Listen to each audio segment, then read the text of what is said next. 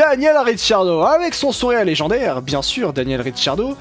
Mais Daniel Ricciardo, il est dans une situation aujourd'hui où il peut se remettre mentalement parlant, se retrouver dans une situation où il peut espérer reprendre confiance. Et il est au sein, il retrouve son ex, on va le dire très clairement, Daniel Ricciardo, mais parfois retrouver son ex, ça peut faire du bien. Il semblerait que pour Daniel Ricciardo, ça fasse du bien de retrouver son ex, à savoir Red Bull pour Daniel. Et là, aujourd'hui, bah, il est dans une situation où c'est simple. Je me remets, je me retrouve dans un environnement qui a peut-être besoin de moi, mais qui a envie d'être avec moi, pour pouvoir reprendre confiance et travailler d'arrache-pied pour revenir sur la grille dès l'an prochain. Baby Chum. Oui, alors déjà, t'as pas mieux comme photo.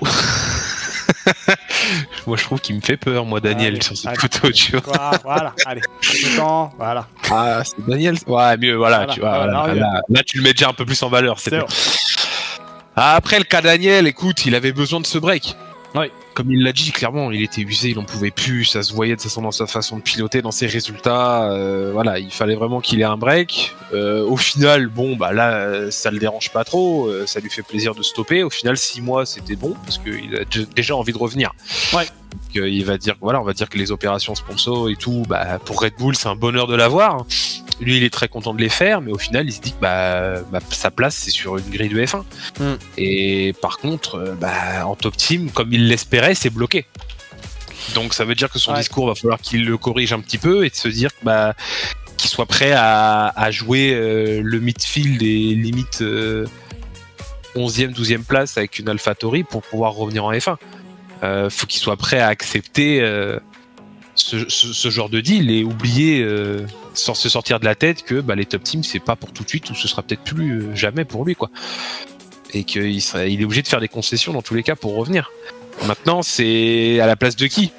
C'est ça en fait, c'est qu'il y a beaucoup, en fait c'est pour ça que je suis très partagé par rapport à Daniel Ricciardo, parce qu'à la fois je me dis il peut y avoir réellement de la place pour qu'il puisse revenir l'année prochaine, mais en même temps non, enfin, c'est-à-dire qu'on est dans une situation où il veut l'exceptionnel en fait, Ricciardo. Aujourd'hui, il veut l'exceptionnel. Mais en même temps, si on se remet dans le contexte, c'est Daniel Ricciardo.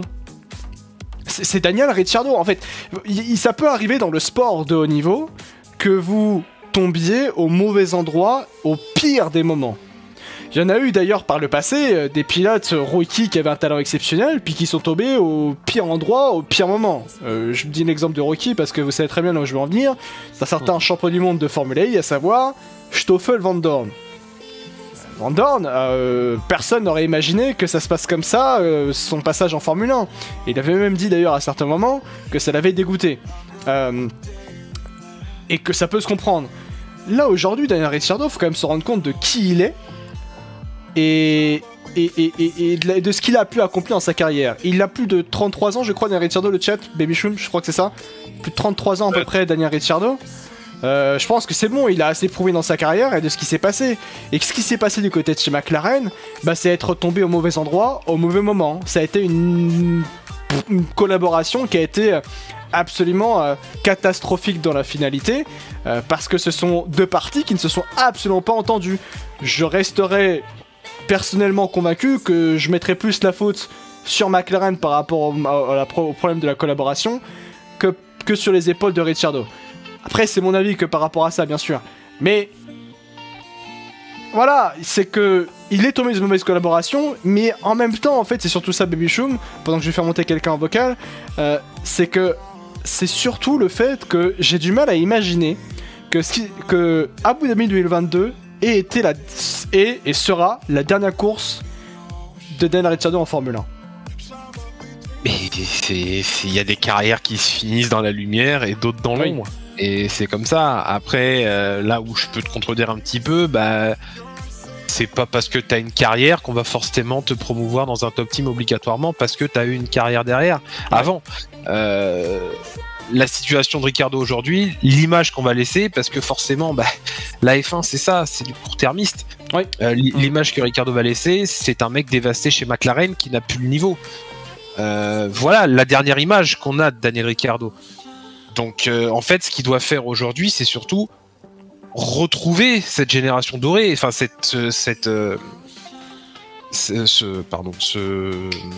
cette période dorée qu'il a connue chez Red Bull, ce talent qu'il a, on sait pertinemment qu'il l'a, c'est un excellent freineur, il a fait des dépassements de zinzin. Ah oui, oui, bien sûr. Il allait chercher des belles victoires, on est d'accord. Mais ça commence à faire long. Et est-ce qu'il serait capable aujourd'hui de refaire ce genre de course s'il était dans un top team aujourd'hui? Elle est là la question. Ouais. Donc le truc c'est qu'il va laisser l'image qu'il a laissée chez McLaren là, donc du coup, bah personne veut de toi dans un top team parce que déjà les contrats sont béton, sont plusieurs années, et que à mon avis je pense qu'aujourd'hui si Ferrari devait virer Carlos, je pense pas qu'il prendrait Ricciardo en premier par exemple, tu vois. Je pense qu'ils iraient voir ailleurs. Ils iraient peut-être voir ailleurs, mais en même temps, on va y venir à Ferrari aussi, parce que là aussi, ça va être un certain casse-tête, parce que c'est même pas seulement pour 2024, c'est même après 2024, parce que même là, ça va commencer à devenir un casse-tête réellement pour la Scuderia Ferrari. Il y a Arsène qui vient d'arriver. Comment il va, notre showcase? Ouais, allô Alex? Ouais. Très Greg. Je le déteste. Je le déteste. Il a 4 ans d'âge mental. Putain, j'étais sûr. Yeah. Bon, comment ça va, Arsène? Ouais, ça va super, merci. Voilà. Bon, beaucoup de choses à voir. En vrai, c'est quand tu regardes quand même par rapport à Daniel Ricciardo, premièrement, en vrai, en fait, je le disais à Baby Show juste avant, c'est la question juste avant, la question que je posais au stage aussi, c'est que est-ce que tu vois réellement, surtout Ricciardo, revenir l'année prochaine en Formule 1, et surtout où est-ce qu'il peut revenir? Bah, à part AlphaTauri, je vois pas où. En vrai. Vrai parce qu'il y a de la place prise partout, à moins que Tsunoda parte ou je sais pas quoi. Tout est un peu pris. Il y a Yachtman qui nous dit As. C'est vrai qu'il y a As aussi, on en a parlé un petit peu de As, mais As, en vrai, As, il faut savoir que Daniel Ricciardo a refusé As l'an dernier parce que le contrat était trop. Il a demandé un contrat un peu trop élevé au goût de As, encore une fois, mais est-ce que les choses peuvent changer? Ouais, vas-y. Parce que maintenant ils font le taf, Hülkenberg et Magnussen. En vrai. Hülkenberg. surtout Hülkenberg. Bon, après, j'ai pas check les résultats là, récents, mais Magnussen il est pas trop mauvais non plus. Ricciardo, je sais pas si. Il se prend 5 dixièmes, par tour par Hülkenberg. On sait pas pourquoi, Magnussen, mais il se prend 5 dixièmes par tour. Ah, il a déjà pris un tir par Let's go. Il a pris un tir par Gunther Steiner, c'est vrai. Il peut pas aller chez AlphaTauri puisque Helmut Marko a dit qu'il choisirait plus un Lawson ou Iwasa. As, Ricciardo il demandait 10 millions trop cher pour As. Magnussen a fait un bon week-end à Miami comme ça. À Miami ça allait mieux effectivement, tu as raison de le dire effectivement Hugues. Arsène, ton avis par rapport surtout à ce qui s'est passé l'an dernier par rapport à Ricciardo pour mieux comprendre un petit peu comment ça peut se passer pour la suite pour Ricciardo. Est-ce que tu penses que ce qui s'est passé l'an dernier c'était plus de la faute de McLaren, plus de la faute de Ricciardo? Est-ce que c'était un commun des deux dans la situation qui a amené Ricciardo dans cette situation? C'était quoi l'histoire? C'était genre McLaren avait dit qu'ils le garderaient, ils l'ont pas gardé un peu au dernier moment? En gros c'est ça, ouais. Par exemple. Ouais, entre autres. À mon avis, bah déjà Ricciardo il était super nul, enfin objectivement, il avait un niveau, il arrivait pas à suivre le rythme, donc en soi McLaren c'est normal de le dégager, mais là c'est la faute de Ricciardo, mais la faute de McLaren c'est juste de lui avoir un peu menti quoi. Peut-être que du coup il a pas pu gérer l'année suivante avec le temps qu'il devait faire. Ouais, il y a un peu de tout ça. Bon, un peu donnant, ouais, mais bon, il y a eu plein de choses aussi du côté de chez McLaren. Je te déteste là. Allez, attends, je veux juste dire un truc au chat, ceux qui sont fans de Ricciardo. Oh, mais oh, alors, allez, c'est bon. Je rigole, je voulais dire pardon. Non, après, je voulais dire pardon. Non, je rigole. Là, j'ai écouté la petite voix dans ma tête, je suis désolé. Ah là là, il a envie de se mettre tout le monde à dos. Mais je vais le fight. Oui, je vais le fight. Hein. Hello, MG, salut, Makers, comment tu vas? Bienvenue à ceux qui viennent d'arriver. Oui, Arsène qui arrive, il commence à péter son crâne déjà. Qu'est-ce que je voulais dire par rapport à Ricciardo? C'est vrai que dans la globalité, la reconstruction de Ricciardo Baby Shum aujourd'hui du côté de chez Red Bull, elle semble quand même bien se passer. Ça semble bien aller. C'est pas le Daniel Ricciardo qui fait réellement de la figuration quoi. Non, bah tant mieux pour lui. Au final, oui, il en avait besoin, comme je disais. Et oui, ça se passe super bien parce qu'il sait qu'il est dans un giron Red Bull, bien présent encore dans les paddocks et tout. Donc il sait qu'il a encore un pied en F1 et qu'il a une chance de revenir. Ouais. Maintenant, peut-être une idée aussi à développer, à voir pourquoi pas. Mais de se dire que ça serait peut-être possible que la saison prochaine, par exemple, il y ait Ricciardo Lawson chez AlphaTauri et qu'on mette Ricciardo en grand guillemets en tant que formateur de Lawson pour la F1. Allons savoir. Donc, parce qu'on voit forcément, oui, que, comme on disait tout à l'heure, Ricciardo à la place de De Vries, mais ça se trouve, il prendra peut-être la place de Tsunoda. On ne sait pas. Maintenant, est-ce qu'il fera des pieds et des mains à tout prix pour revenir chez AlphaTauri? Ça, c'est une autre question aussi. Parce que qu'AlphaTauri a d'autres projets pour d'autres pilotes aussi, et que Ricciardo n'est peut-être pas la priorité numéro 1, parce qu'on ne sait jamais après ce qui peut se passer au sein même de chez Red Bull vis-à-vis de Perez aussi. Donc, il peut aussi avoir une mince chance qu'il soit peut-être chez Red Bull à la place de Perez. Donc c'est pour ça. Il est bien placé, on va dire, qu'il peut avoir plusieurs options en fonction de comment la saison se déroule. Et tu en parlais effectivement aussi de Sergio Perez. Il faut savoir que Helmut Marko a confirmé la place de Sergio Perez pour l'année prochaine à l'heure actuelle, parce que c'est vrai qu'il faut le dire, hein, Sergio Perez fait un travail fabuleux du côté de chez Red Bull. Il n'y a aucune raison sur le plan sportif qui amènerait effectivement Red Bull à renvoyer à l'heure actuelle Sergio Perez et à mettre à la place un certain Daniel Ricciardo. Il y a Xalai qui nous dit McLaren, ils ont regardé les perfs sur la saison dernière et ils ont sûrement comparé l'écart entre Norris et Ricciardo, mais donner sa chance à un rookie, ça n'a pas été worth it. L'écart est le même, voire un peu plus grand, et là, en cas de miracle, un Ricciardo saurait mieux gérer une course où ils peuvent être sur le podium qu'un certain Oscar Piastri. Pour info, vous avez tous oublié, Iwasa n'a pas de super licence, donc la F1 cette année c'est non. Bah on n'a pas dit cette année, hein. On parle de l'année prochaine. Hein. Perez, il peut pas fight avec Verstappen déjà. Oh si quand même. Ah quand même Arsène et Baby Choum, aujourd'hui Perez va fight Verstappen quoi. Bah ouais, en vrai. Parce que à Miami, c'était pas équitable, c'était pas les mêmes pneus déjà. Ah, il y avait une stratégie qui était différente quoi. Disons qu'il pourra le fight. Ouais, non, t'inquiète, il pourra fight jusqu'à Monaco, puis après, ce sera la Verstappen, le Verstappen Boulevard quoi. Mais j'ai juste une petite question. Vas-y. Pour Red Bull, c'est impossible qu'ils prennent des pilotes qui ont pas piloté AlphaTauri avant. Bah pour Red Bull en tant qu'écurie, non. En vrai, ce serait très spécial de faire ça maintenant. En fait, aujourd'hui, en vrai, ils prendraient qui si on prend pas Perez? Si Perez part. Bah, je vois pas Tsunoda et De Vries. En fait, c'est surtout ça. Tu vois, c'est une vraie question qu'on peut aborder. Parce que là, Tsunoda, on voit la situation de Tsunoda. Tsunoda, 3ème saison, sinon c'est out. Bon.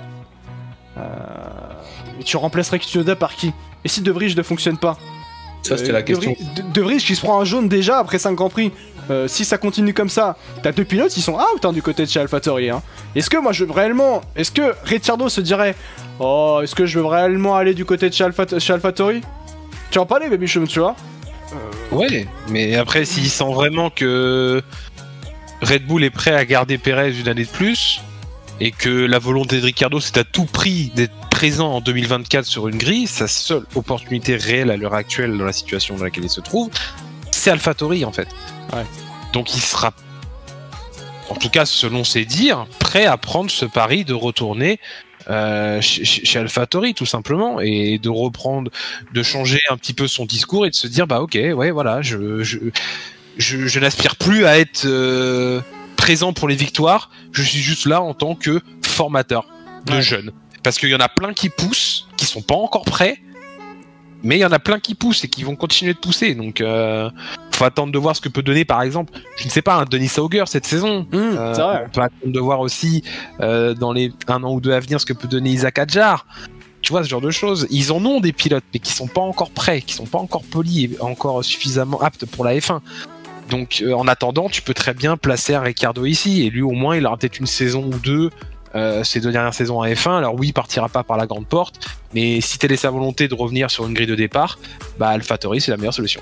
Pierrick dit Red Bull va devoir aussi préparer l'après Verstappen bientôt, pas sûr que reprendre un Ricciardo chez AlphaTauri soit un bon choix d'avenir aussi également, nous dit Pierrick. Il a pas tort, Arsène, la Pierrick, de dire que bah faut penser à l'après Verstappen, et là à l'heure actuelle c'est pas possible. Aussi, ouais. Mais après, je les connais pas assez, moi, dans les formules de promotion, les gars qui sont de la filiale Red Bull.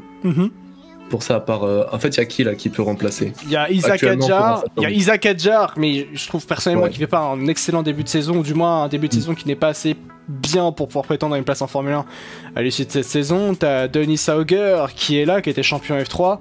La première saison de Denis Sauger l'an dernier était pas fantastique. Là, ça va un peu mieux, mais c'est pas incroyable non plus. Iwasa, c'est très bien.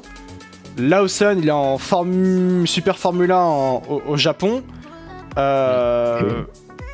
Il performe bien. Après, je maintiens que la Super Formula, peut-être que vous allez m'insulter dans le chat, mais la Super Formula, on n'est pas sur un niveau qui est exceptionnel. Tiens, c'est mon avis sur ça. On n'est pas un niveau exceptionnel. John Alesi performait en Super Formula et pourtant formule de promotion, c'était pas un pilote exceptionnel. Voilà, il faut aussi voir aussi la manière dont on est aujourd'hui dans peut-être au niveau, à mon sens, de la Super Formula. Faut pas surcoter non plus la Super Formula. T'as Enzo Fittipaldi aussi qui fait une bonne saison de F2 pour l'instant. Est-ce qu'un Fittipaldi, vous le voyez en Formula à l'heure actuelle? Non plus. Il y a du monde. En fait, il n'y en a aucun. Il y a Zayn Maloney aussi, si tu veux, mais pareil, c'est pas vrai. Mais on va dire le seul nom du giron Red Bull qui est apte, enfin, qui serait potentiellement apte en cas de remplacement, c'est Lawson. Ouais, c'est le seul. C'est le meilleur. C'est le seul parce qu'en plus, il a déjà piloté en essai libre d'ailleurs. Je crois chez AlphaTauri et d'ailleurs aussi chez et d'ailleurs aussi avec Red Bull si je me trompe pas. Il y a Iwasa mais sans licence, donc ouais, à l'heure actuelle, il peut pas faire ça. C'est le meilleur. Après, ça libre à chacun de penser ce qu'il veut de Lawson, mais en tout cas, ça serait le seul viable en fait. Ça serait le choix le plus logique s'ils veulent mettre un jeune de Red Bull chez AlphaTauri. Ouais, c'est vrai. Ah oui, Rosia. C'est vrai que Red Bull c'était Yuri Vips, mais Yuri Vips a décidé de pas aimer le rose, donc voilà. Aïe. Non mais. Par contre, De Vries, il était pas du tout de Red Bull avant. Non, Mercedes. Ouais. Bah, Mercedes et même McLaren, pour vous dire avant. McLaren, Mercedes, puis Red Bull. Ouais. Bah en soi, du coup, s'ils peuvent pas piocher dans leur filiale, ils peuvent choper d'autres gens. Bah, en fait, ils peuvent choper d'autres gens, mais ça montrerait aussi le faible. Ça traduirait plutôt un faible niveau de la Junior Academy, tu vois. Vesti, je crois qu'il a encore Mercedes, si je me trompe pas.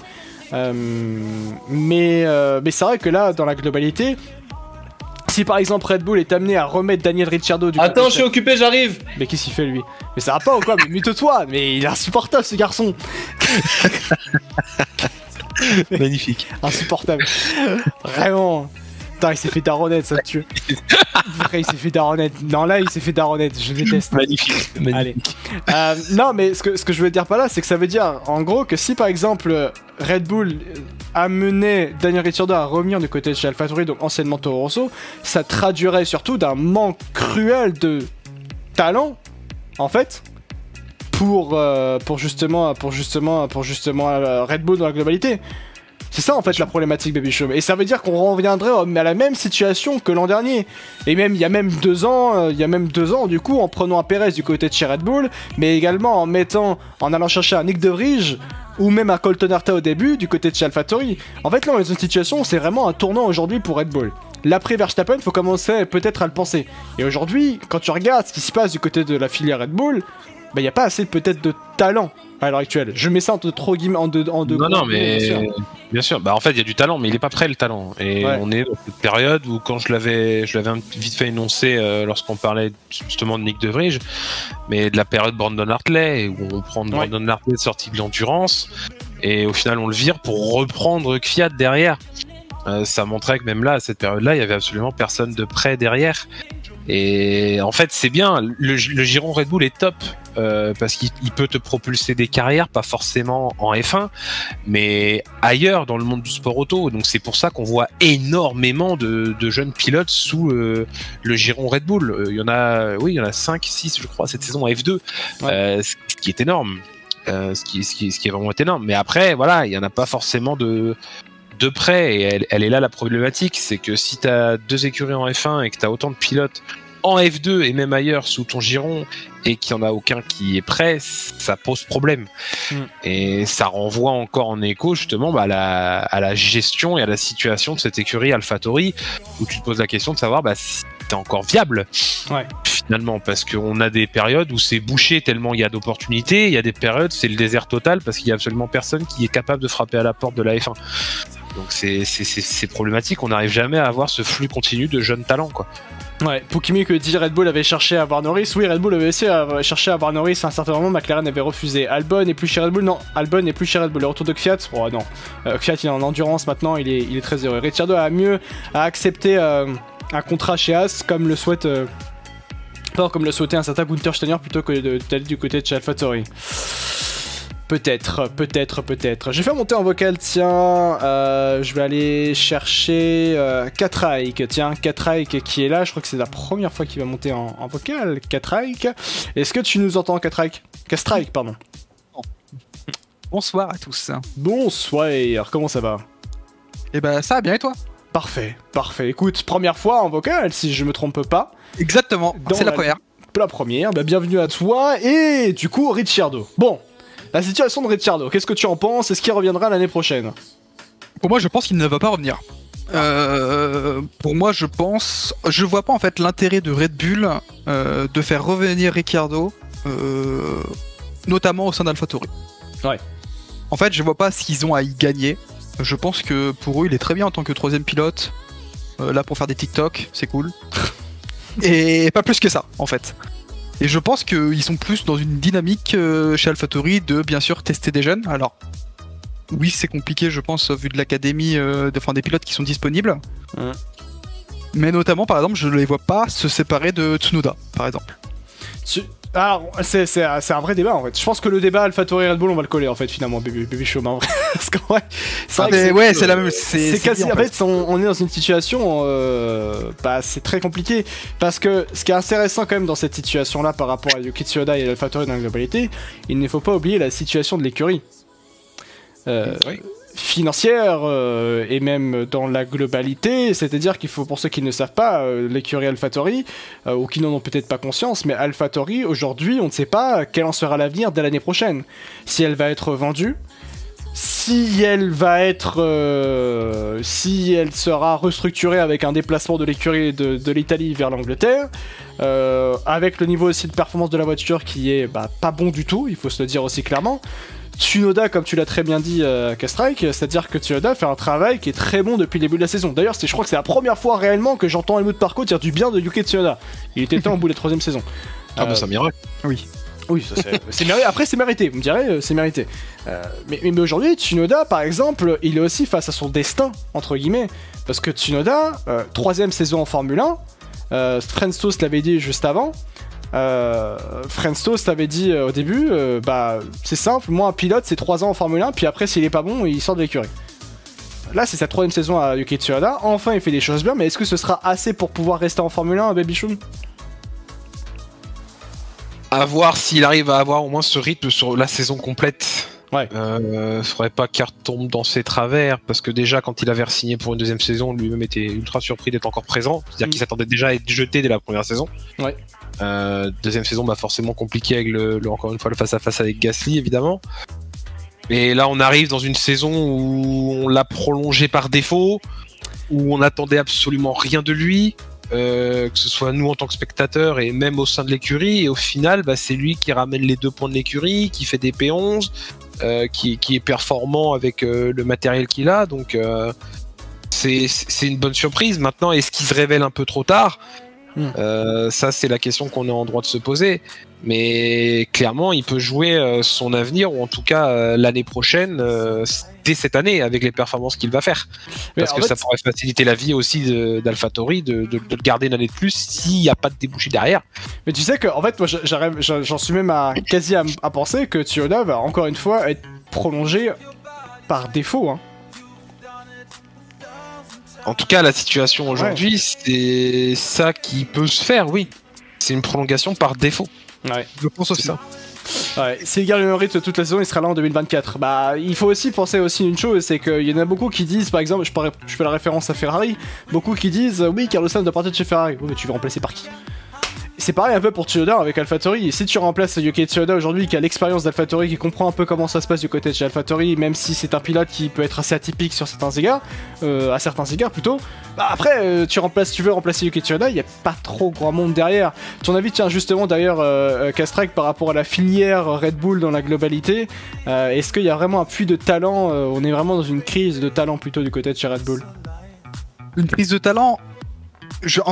C'est très compliqué parce que du coup il y a des pilotes, par exemple j'adore Iwasa notamment en Formule 2, pour moi il performe assez bien, mais est-ce que ça a le talent d'un Tsunoda? C'est très compliqué à juger en fait.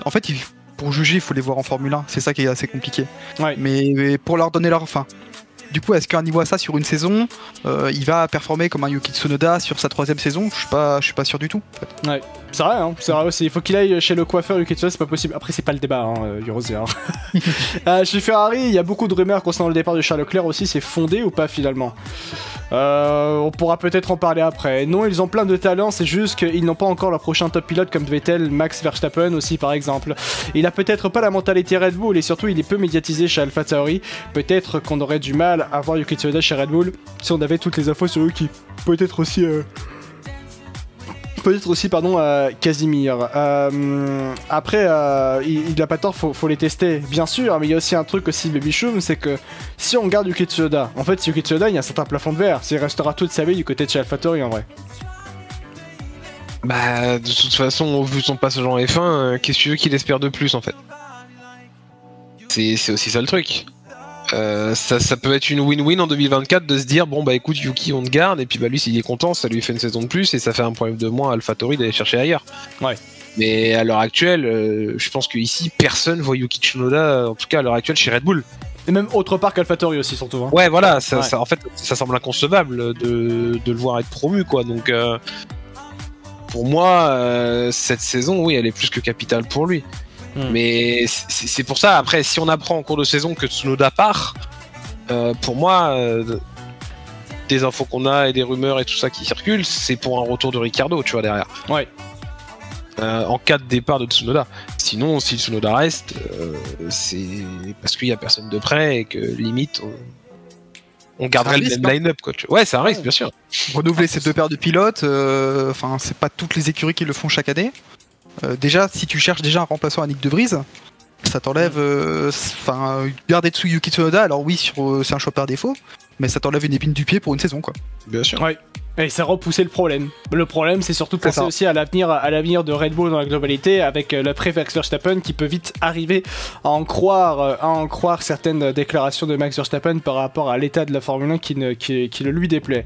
On revient sur Daniel Ricciardo pour finaliser un petit peu le débat. C'est réellement si Daniel Ricciardo est amené à être de retour sur la grille en F1. Vous le voyez chez quelle écurie? Ah bah AlphaTauri. Hein. Ah vraiment que AlphaTauri?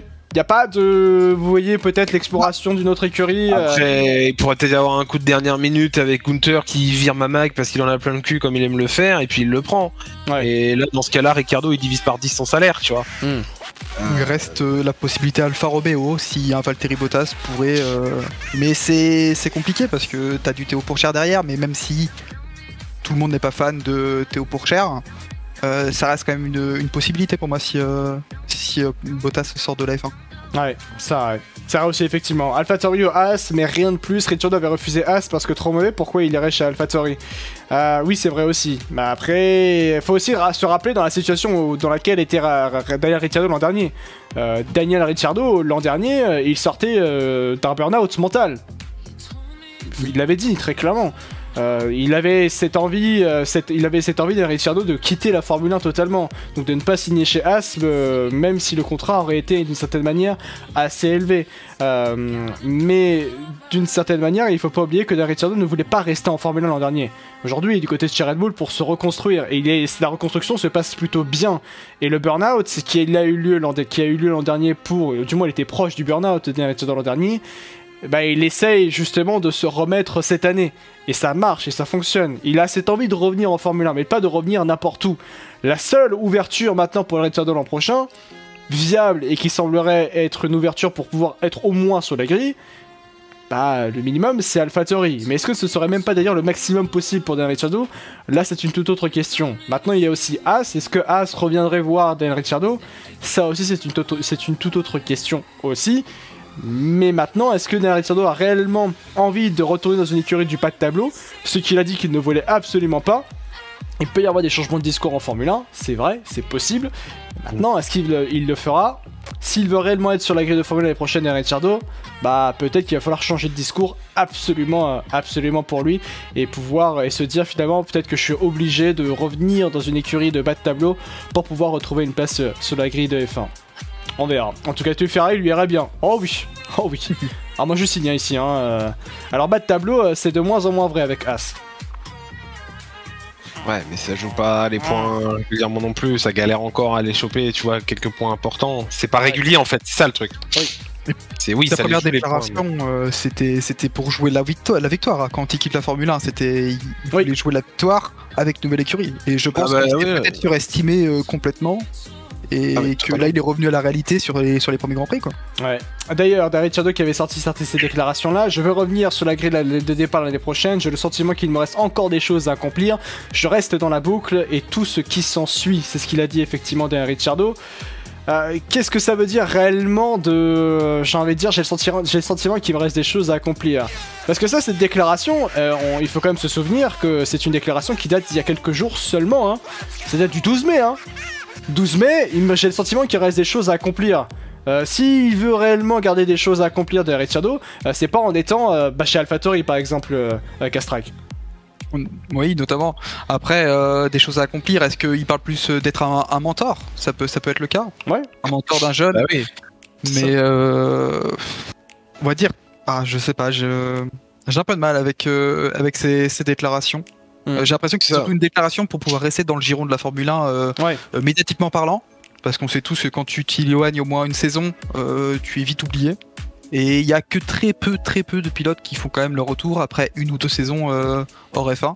À part Hülkenberg et Magnussen, ça reste des cas de déception quoi. Ouais.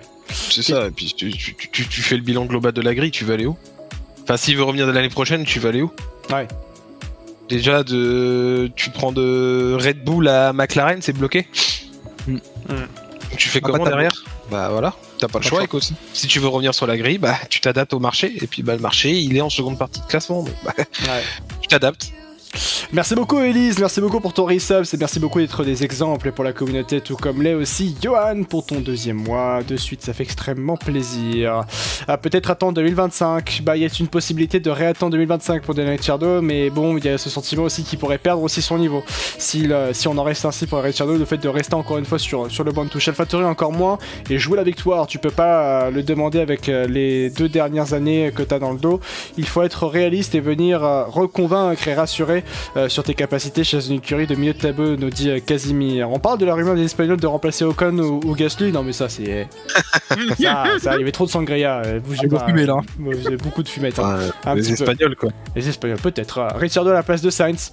Moi je signerais. Je signerais effectivement. Et Johan dit bien sûr. Est-ce que vous voulez qu'on parle de Carlos Sainz tout de suite? Où est-ce qu'on parle? Bah en fait oui, c'est un peu d'une manière liée, on peut y lier techniquement Ricciardo et peut-être Ferrari. Mais Bichum.